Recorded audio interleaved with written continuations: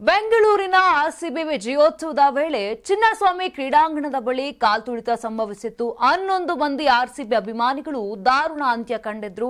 ಈ ದುರಂತದ ವಿಚಾರದಲ್ಲಿ ಆಡಳಿತ ಹಾಗೂ ವಿಪಕ್ಷಗಳ ನಡುವೆ ಕೆಸರೆರಚಾಟ ಜೋರಾಗಿ ನಡೆದಿತ್ತು. ಘಟನೆಗೆ ಕಾಂಗ್ರೆಸ್ ಸರ್ಕಾರವೇ ನೇರ ಹೊಣೆ ಅಂತ ಬಿಜೆಪಿ ಜೆಡಿಎಸ್ ಪಕ್ಷಗಳು ಆರೋಪ ಕೂಡ ಮಾಡಿದ್ವು. ಆದರೆ ಇದೀಗ ಘಟನೆಗೆ ಏನು ಕಾರಣ ಎನ್ನುವುದು ಬಹಿರಂಗವಾಗಿದೆ. 11 ಜನರು ಪ್ರಾಣ ಕಳೆದುಕೊಂಡ ಭೀಕರ ಕಾಲ್ತುಳಿತಕ್ಕೆ ಆರ್ಸಿಬಿ ತಂಡವೇ ಕಾರಣ.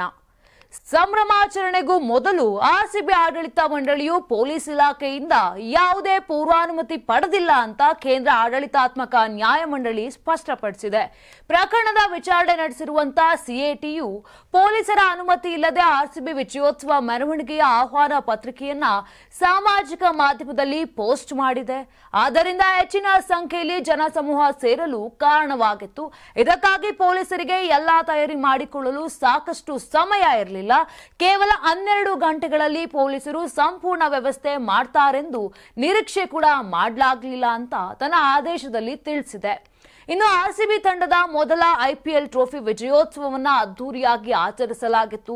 ವಿಜಯೋತ್ಸವ ಮೆರವಣಿಗೆ ಮತ್ತು ಕ್ರೀಡಾಂಗಣದಲ್ಲಿ ಅಭಿಮಾನಿಗಳ ಕಾರ್ಯಕ್ರಮವನ್ನ ಘೋಷಿಸಿದ ನಂತರ ಕ್ರೀಡಾಂಗಣದ ಬಳಿಯ ಎಂಜಿ ರಸ್ತೆ ಮತ್ತು ಕಬ್ಬನ್ ಪಾರ್ಕ್ ರಸ್ತೆ ಪ್ರದೇಶಗಳಲ್ಲಿ ಸುಮಾರು 2.5 ಲಕ್ಷ ಅಭಿಮಾನಿಗಳು ನೆರೆದಿದ್ರು. ಆದ್ದರಿಂದ ಸುಮಾರು 3 ರಿಂದ 5 ಲಕ್ಷ ಜನ ಸೇರಿದ್ದ ವೇಳೆ ಸಂಭವಿಸಿದಂತಹ ದುರಂತಕ್ಕೆ ಆರ್ಸಿಬಿ ಕಾರಣ ಅಂತ ಪ್ರಾಥಮಿಕವಾಗಿ ಕಂಡು ಬರುತ್ತೆ ಅಂತ ಅಭಿಪ್ರಾಯ ಕೂಡ ಪಟ್ಟಿದೆ.